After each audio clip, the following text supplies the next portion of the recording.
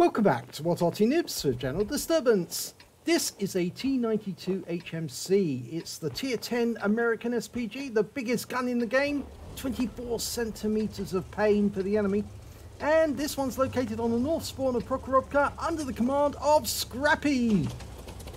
As you see, it says Tiny Tim on the barrel and it's got our logo on the side. Yes, this is another of Sir Rusty's skins. We do love them. Absolutely fabulous. Well, game started. Now this Arty is based on the chassis of the T26 E3, which is, as many of you will know, the variant of hull that actually became the M26, the Pershing tank. Well, they only built 5 of these with the 24 centimeter gun, and the reason for that was that the war ended before they could actually get them into production or get them into large-scale production for the invasion of Japan, Operation Downfall, or Operation Olympic, whichever way you look at it. Well, he's moving over to his firing position. The alpha damage for this one is 1300 hit points if it can penetrate through the armor. And remember, the shells are coming in from above, so they normally penetrate thin top armor of the tanks. And this one is named Tiny Tim, but they're also known as King Kong.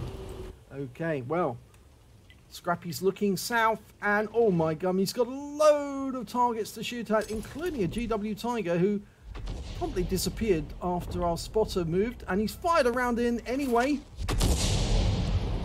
Now, it is a long reload. You expect to get a long reload. It's about 45 seconds if I remember correctly. So, yeah, 1.31 shells per minute. So, yeah, you're going to be taking a little time, and the best thing to do is actually relocate after firing, and the reason for that is that the enemy might try to counter battery you. In fact, it's more than likely they will. There's 2 enemy Artys on the enemy side, a GW E100, which is the Tier 10 German, and a GW Tiger, which is the Tier 9 German. Okay, well, he's looking for all the places that you might expect enemy to be. Oh, tree went down. Somebody was a little careless, and well, he fired a round in anyway just to see if there was anybody at home. This Arty is so big you can only carry 16 rounds, so you need to be careful about what you shoot at because you may run out of ammunition. I say may run out of ammunition. You'd need to be firing all the time in order to run out, but it is possible. And that was a rather final end to a Wizzy 132A. And because we're not loaded, we've got a Strip 103B, which I think is about to get a whole world of trouble headed his way, flying his way. We're almost loaded, and rounds out straight away. It's a kill shot. Enemy armor is destroyed. So first kill for Scrappey. Now, Scrappey sent me a load of good replays, so we've got a whole series for you. And a Progetto 46 is YOLOing into our lines very, very quickly, and he's been wiped out. Well, that was not unexpected. If you do YOLO like that, you can expect to die fairly promptly.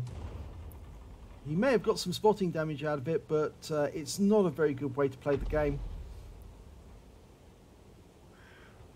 Almost loaded. Okay. Now, our fellow Arty on this game is also an American, the M53 M55, the Tier 9 American, and that's the one with the turret and an 8-inch howitzer, or a 155mm gun, depending on which version, but I suspect he's probably got the 8-inch. Most players tend to get the 8-inch as soon as they can because it is such a massive performer. Well, there's obviously some enemy in view. Oh, there's a tree going down. We've got another one who's given away his position. The last thing you should do is knock a tree down when you're playing against Arty, because Arty will spot that sort of thing when they're in battle assistant mode. And that T25 Pilot 1 fell off the cliff and is now trying to escape that spot whilst he's doing a bit of spotting, and Scrappy fires a round in, and I'm sure that hit the pilot, or at least if it didn't hit him, it splashed him, so he would have taken considerable damage. But we'll have to wait until the end of the game to see how much damage it was. Yeah, if you fall off the cliff like that, the best thing to do is retreat as quickly as possible and get back into cover, because you just become a Willing target for enemy Arty. Well, next target is an Oho. Oh, he didn't last very long. Blown out of existence by a Scorpion G.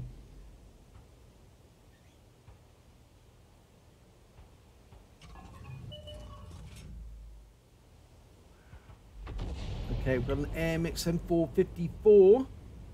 Lining up a shot, working out where he's going to go. Dialing in on that position. He stopped. And we're going to fire at that position, I think. Yes.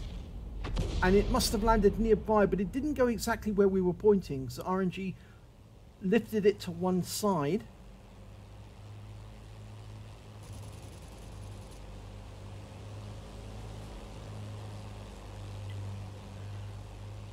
Now, as you may know, Prokhorovka was one of the sites of the incidents, well not incidents, little battles of the Battle of Kursk.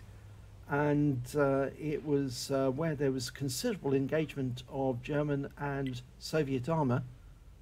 But there were other spots or other little minor battles within the Battle of Kursk, which probably have more tanks involved. But most people say Prokhorovka had literally thousands of tanks pitted against each other. And he fires a round in at that AMX M454. Unfortunately, he's unsighted, so we don't know if we did any damage.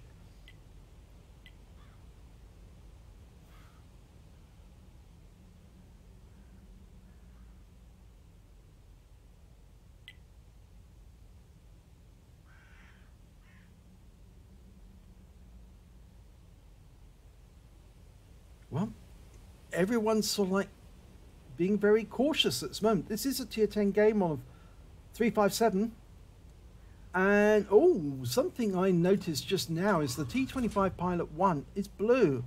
He must have done some team damage at some time. And we've got a Lover. He's exposed himself. And oh dear, oh dear, oh dear. Yeah. Somebody who obviously didn't really care for camouflage, and it's cost him quite a lot. That's the problem with premium tier 8 tanks, is some players who don't really understand the mechanics of the game or the tactics tend to just drive out into the open, and of course then they quickly get terminated. And here's a VK4502, and he's a little more cautious because he was using the bushes, but oh, that shell's wasted. The 4502 was killed before our shot went in, and the ship bomb, the FP4005 stage 2, got him. But there's a tree just gone down, so we know somebody is slightly up that rise there. And since, oh, there it is, that's probably what it was. A charioteer, and again he's been wiped out very quickly by our tank destroyers. The ship barn got another one. In fact, our team seems to be doing rather well. They've got down to the other end of the map.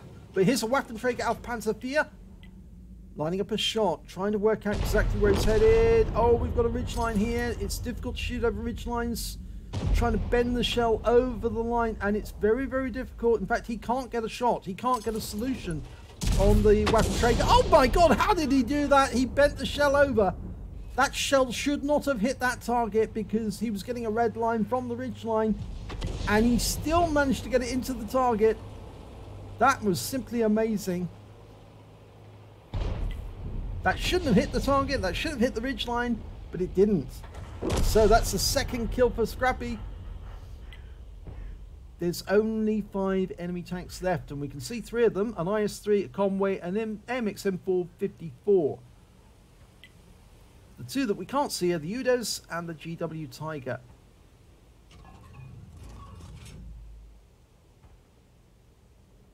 Okay. Ah, the AMX M454 has come into sight again, and he's missing most of his hit points now, but we can probably get a nice little shot onto him. We're dialed in, rounds out. This looks good. 463 hit points from Splash.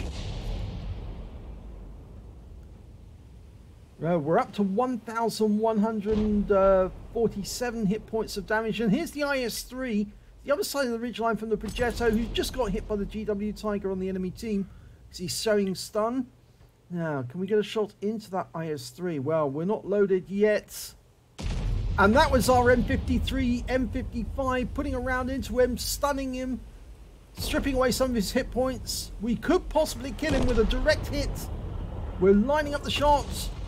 Round out straight away. Oh, big hit. 776 hit points. It's a lovely big hit. Lots of stun. Tracked him. But the only problem is there's no one between us and him now. So he knows where Arty is. And that means he's more than likely to try and come in this direction. The scores are even. 5 on each side. The M55 tried another shot. He's loaded. But we can't see where that IS-3's gone because the view range on our Arty is fairly short. Arty tends to have short view range, except of course for that 105 FH18B2, which has the view range of a heavy tank. Oh, and somebody's capping. That's probably the IS-3. We're dialing in on the AMX. We fire a round in. It's a kill shot. 292 hit points off him. 3rd kill for us. But one of the enemy is capping. And it has to be the IS-3. Can't be anyone else. He was the one that was closest to the cap at the time. And nobody else could have driven up outside sight of the T26. And, okay, well, he's come out the cap. And then he's gone back in. Well, maybe that was a cap reset. Maybe one of the RT has fired into the cap. And at this moment, Scrappy is arranging his RT so he can aim at the cap and hoping that somebody is going to show him where that IS-3 is. And then he can get a kill shot. Ideally, what we need is the Lorraine to just pop up, have a look, find out where he is, and then pop back down again. He's doing it. And we know where the IS-3 is now. Round out, kill shot. 126. Well done, Lorraine. You spotted for that damage. It's now 3 versus 3, but it's 3 RT versus 2 tank destroyers and an enemy RT. Unfortunately, all the tanks that went south have been wiped out. But the enemy UDES is on the way up, and we're not loaded yet. We're half the way through our load cycle. But we are at the edge of the map, and it's the M53. We've been spotted. We'll need to move now because the enemy RT will be aiming at us. So we're probably going to have to do this on the move, and we've lost our M53. Now, can we get a shot on the move? The Lorraine tried a shot. We do, and we take him out altogether. We must have penned him. 1,300 hit points from that out damage. That shell went straight through.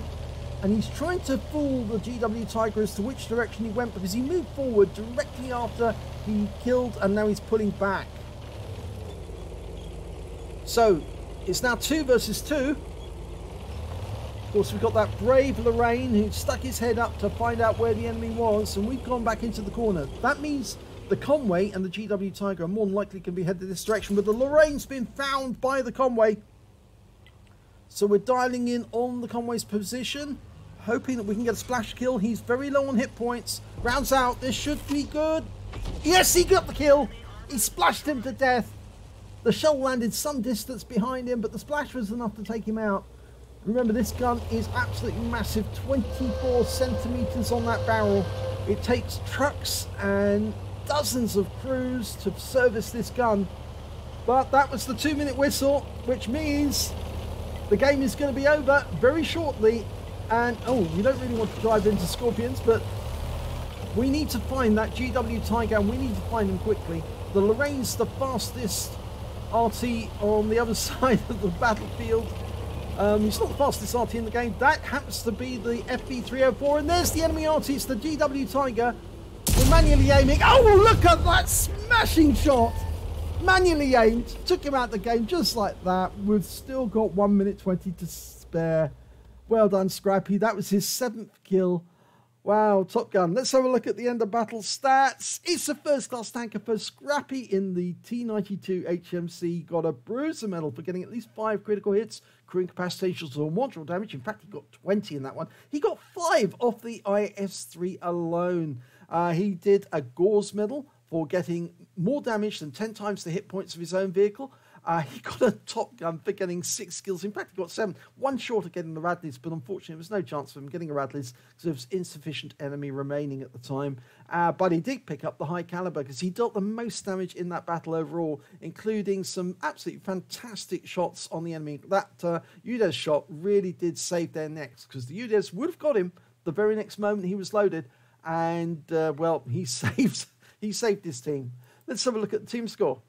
Top of the table, 4,971 hit points of damage. The next high score was the SU-130PM with 3,447. And after that came the ship bomb, the FB4005 Stage 2 with 3,023 hit points for him. The high score on the enemy team was the AMX M454, the one that Scrappey kept hitting. He managed to get 7 kills, which puts him top of the table, more than double the next high scorer, which was the FB4005, the GW Tiger, and the UDES on the enemy team. And when it came to base XP, well, he didn't get the top here. He was actually tier 10. The SU-130PM was tier 8. So obviously he earned more by virtue of the fact that he did quite a lot of damage. And of course he was a lower tier. So he got 1,062 base experience. Scrappey got 971. And after that, the Scorpion got 901. So let's have a look at detail. Well, he fired 15 rounds in that game. 1 round left in his magazine at the end of that game. Would you believe it? He was very, very close to getting a Fadens as well. 7 direct hits, 3 penetration, and 11 splash. Damage of 4,971 hit points, of which 2,965 were at more than 300 meters. Obviously, the close range shots must count as that UDES, who was very, very close when he was taken out of the game. He damaged 9 of the enemy. That's 3/5 of the enemy team. He killed 7 of the enemy, just less than half the enemy team. And he also did 7 stuns and got 34 defense points when he took out the IS-3. On a premium count, he earned 66,731 credits. And after ammunition resupply, and this is the kicker, I'm afraid, these shells are very expensive indeed, which means that he's actually only made 23,731 credits to take away. But he did pick up 1,457 XP, and it wasn't his first game of the day, so unfortunately that's all the experience points he takes away. But as he said, that's an okay game. Well, if that's your okay game, oh my God, I'd be amazed to see a really good game by you, because taking away 3 epic medals, very nice indeed. So if you enjoyed that replay, please give it a like and do subscribe to our channel, and hopefully it'll be your replay that I'll be featuring in the next video.